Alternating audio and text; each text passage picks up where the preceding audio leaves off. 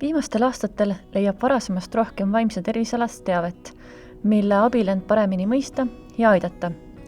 Teisalt ei pea alati üksi hakkama saama, vaid võib pöörduda ka vaimse tervise spetsialisti poole. Seda otsides ühtäkki avastada ka, et psühholoog ja psühhiaater on erinevad asjad ning on veel olemas vaimse tervise õed, nõustajad ning 100 sorti eri terapeudid. Kuidas küll aru saada, kuhu siis lõpuks pöörduda võiks? Siinkohal aitam leida niidi otsa, millest just sul oleks kõige mõistlikum alustada. Et oleks lihtsam, tegime valiku 2-dimensiooniliseks. Kas sul on aega ning kas on raha? Kui ei ole raha, aga on aega, kasuta ära meditsiinisüsteemi. Näiteks saad minna perearsti juurde ja küsida teraapiafondi kaudu suunamist. Seejärel mine terapeudi juurde, kellel on haigekassaga leping. Sobiva teraapia kohta võib küsida perearstilt. Võid minna ka psühhiaatri juurde. Seal tuleb maksta visiiditasu. Psühhiaater on arst ja määrab raviplaani. Nad saavad, kuid ei pruugi ravimeid välja kirjutada.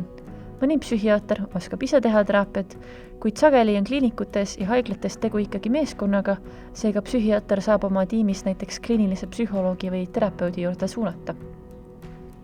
Samuti saad minna vaimse tervise kabinetti. Seal võtab sind vastu vaimse tervise õde, kes kas ise kuulab sind ära või pärast ärakuulamist saadab sind vastavalt vajadusele, näiteks kas psühholoogi, terapeudi või psühhiaatri juurde. Võimalik, et sinu kandis on olemas veel soodustuste kasutamise võimalusi, näiteks noortele, vanadele, töötutele või kohaliku omavalitsuse elanikele.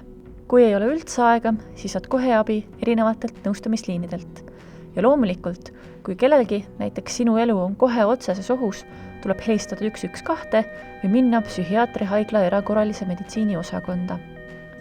Kui jaksad oodata natukene, kuni vastatakse kirjadele, siis lahendusnetis saad anonüümselt oma probleemist kirjutada ning psühholoogilised nõustajad aitavad probleemi rohkem lahti mõtestada ja lahendusteni jõuda või vajadusel edasi suunata.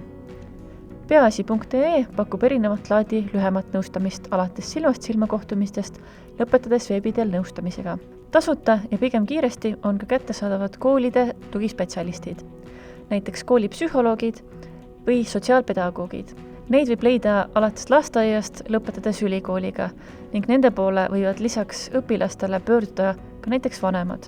Lisaks koolile on olemas ka Töötukassa ja nende nõustajad, kuhu saavad pöörduda ka tööl käivad inimesed. Samuti saab vahel Töötukassa kaudu ka soodsa suunamise teraapiasse. Lisaks on olemas näiteks kaitseväes psühholoogid ja hingehoidjad. Kui on raha, aga pole aega, võib otsida abi kallimatest erapraksistest, kus on tõenäoliselt hinna tõttu veidi väiksemad järjekorrad või näiteks välismaa nii-öelda telehealth variantidest. Kui on aega ja raha, on võimalikud kõik eelnevad variandid koos nii-öelda tavapärase hinnakirjaga kliinikumide ja erapraksistega. Psühholoogilise abi andmebaasi leiad videokirjeldusest.